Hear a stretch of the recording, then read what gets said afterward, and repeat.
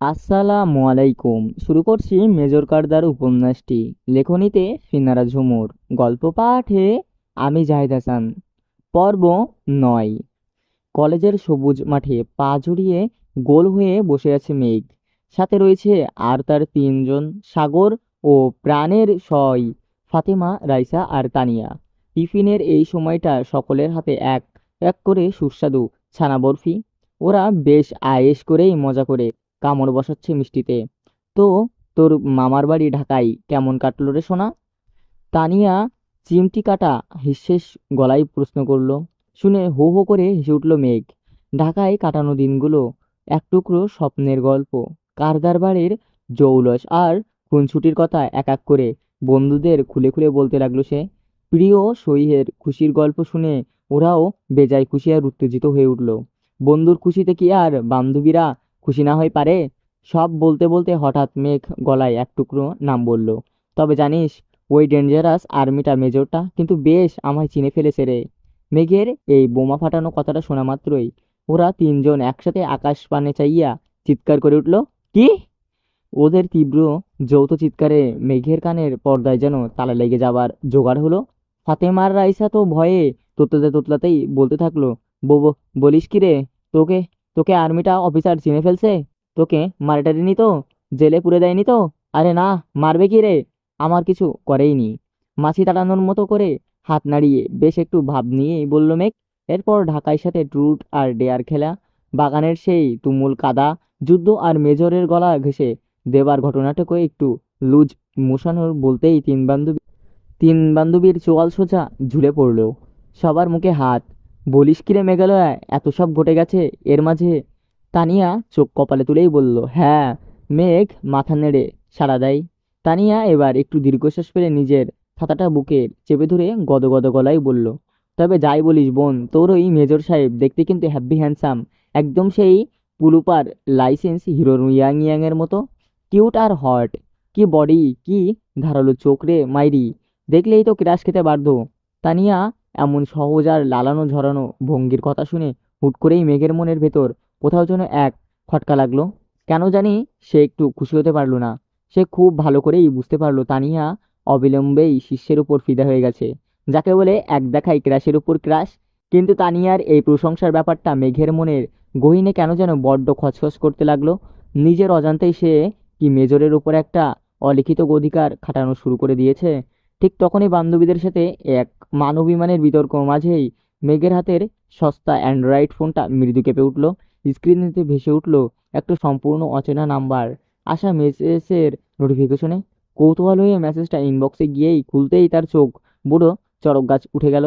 সে অস্পষ্ট ও অত্যন্ত রোমান্টিক। এতেই লেখা, তোমার বুককে বালিশ বানিয়ে বুকে মাথা রেখে ঘুমাতে বড্ড ইচ্ছে করছে। তোমার ওই গোলাপি পাপড়ি দুটো চুমু খাওয়া শখ জাগছে। বউ। ও বউ। মেসেজটা পড়া শেষ হতেই মেঘের ফর্সার কপালে একটি তীব্র বিরক্তি আর অপমানের রাগের ভাঁজ পড়ে গেল।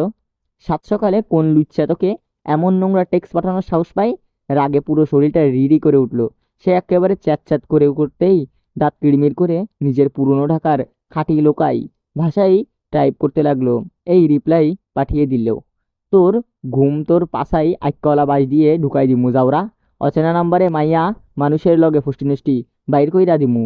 চেনা মোরে লোরে হালার পোলা যেদিন ধরমু সেদিন 40 খাওন তোরে খাইয়া দিমু বাস গইলা।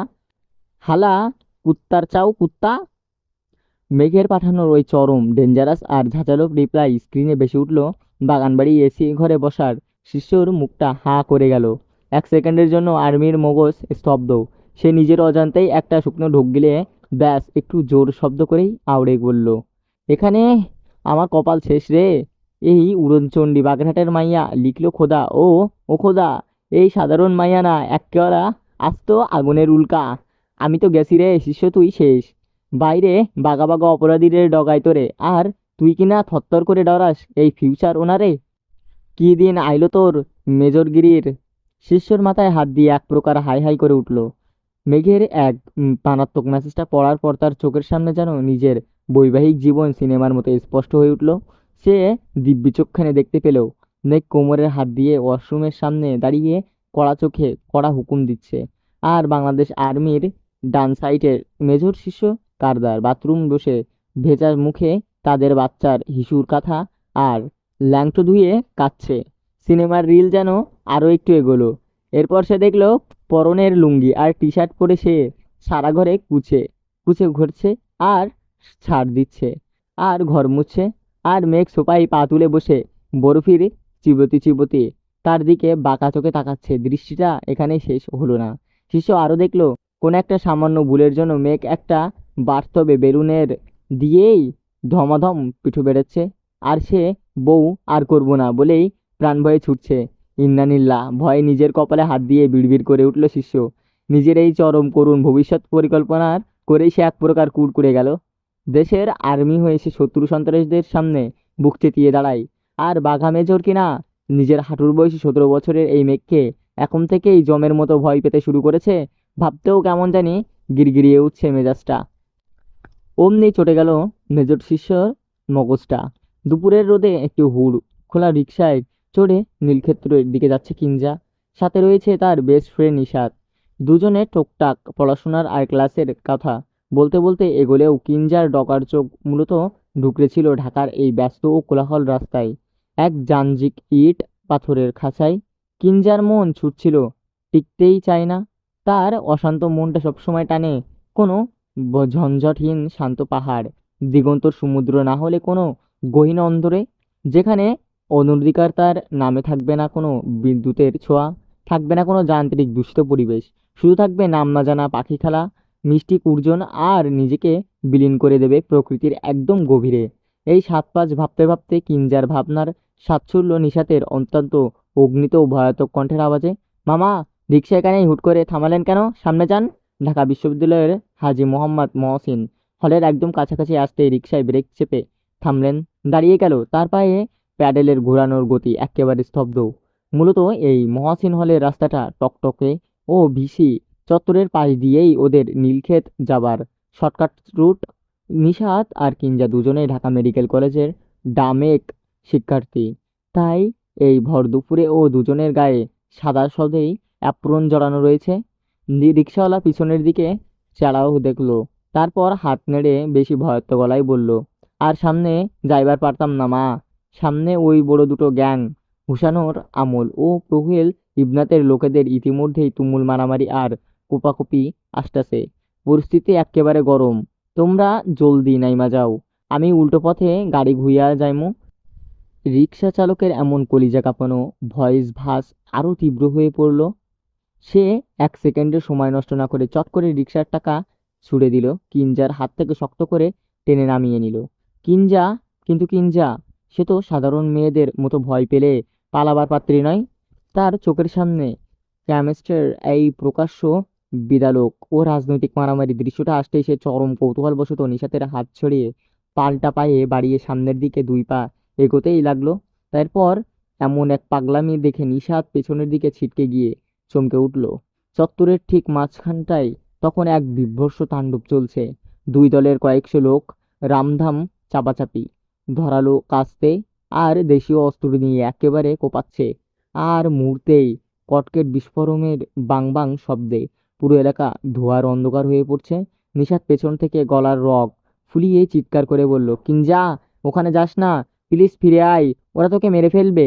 কিন্তু মুহূর্তেই বেশে কুঞ্জা যেন তখন এক ঘোরের মধ্যে। সে থামলো না।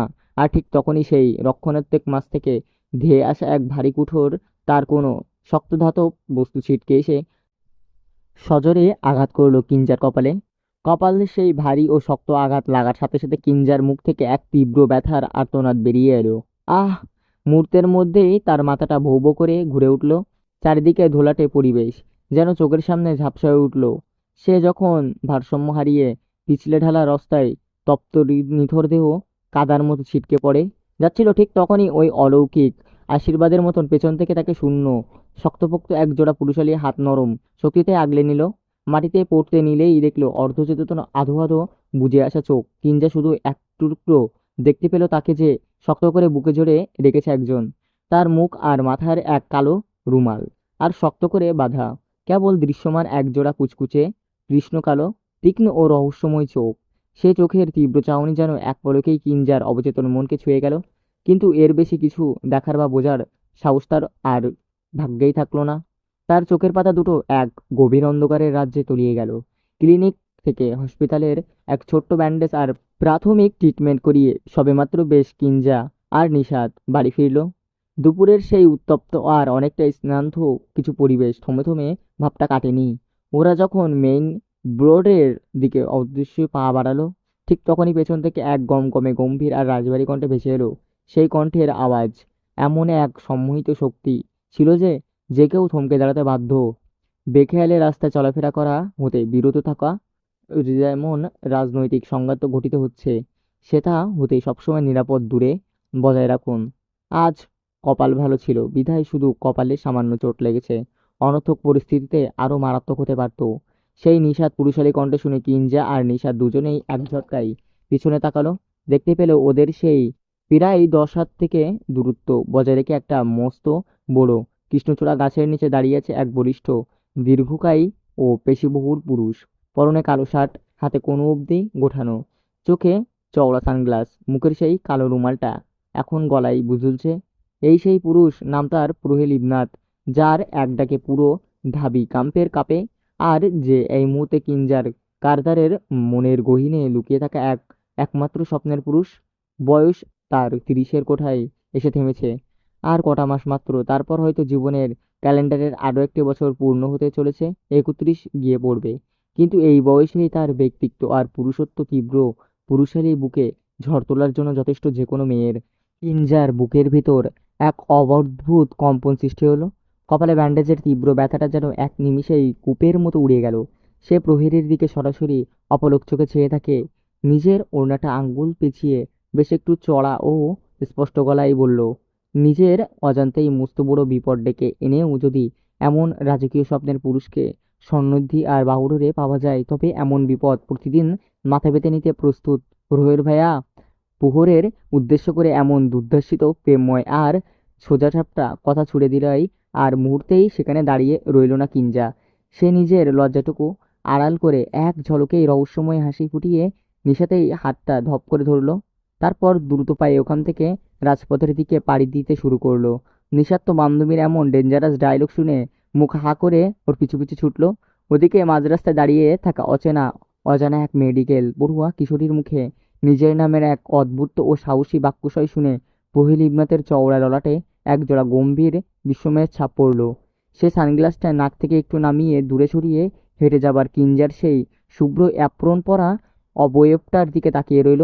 কৌতূহল জাগলেও ক্যাম্পাসের শত শত ঝামেলার মাঝে সে আর এই সামান্য বিষয় নিয়ে মাথা ঘামালো না। তবে অলৌকিক কিঞ্জার ওই চঞ্চল চোখ জোড়া রোহেল ইবনাতের কঠিন হৃদয়ে নিজের নামের প্রথম আছাড়টুকু কেটে দিল। এখানেই শেষ মেজর কারদারের পর্ব 9। পর্ব 10 খুব শীঘ্রই আসবে ইনশাআল্লাহ।